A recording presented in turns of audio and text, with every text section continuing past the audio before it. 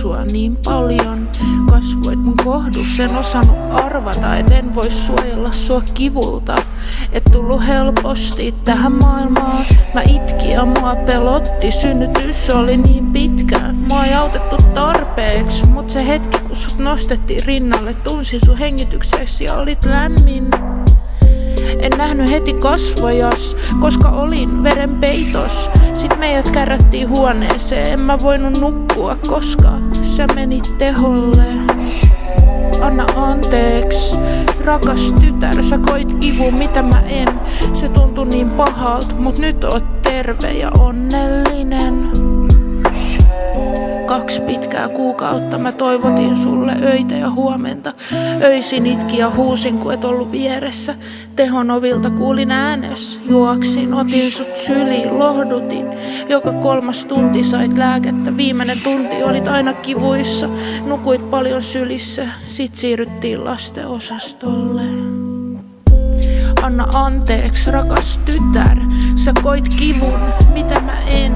Se tuntui niin pahalta, mut nyt oot terve ja onnellinen.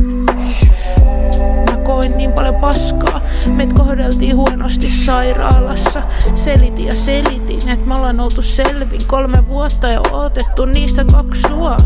Mä mietin pitkään, uskallanko tulla äidiksi. Mä luulin, että on mahdollista sun syntyä ilman kipua, mut olin vääräs.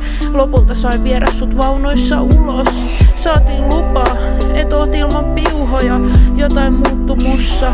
Sit se päivä, kun sua ei sattunut enää ilman lääkettä, oli isoin helpotus ikinä. Me mentiin kotiin.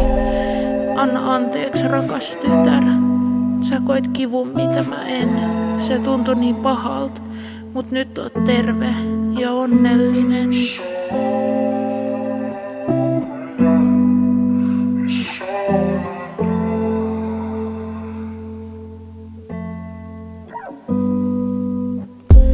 Anna anteeksi, rakas tytär.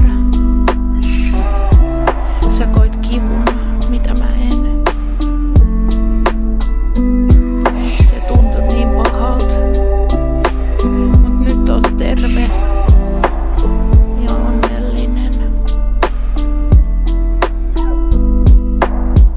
Oot nauravaisin ja hymyilevin lapsi, kenet on ikinä kohdannut. Meidän rakas. Teit meistä perheen. Ollaan yhdessä koko ikuisuus.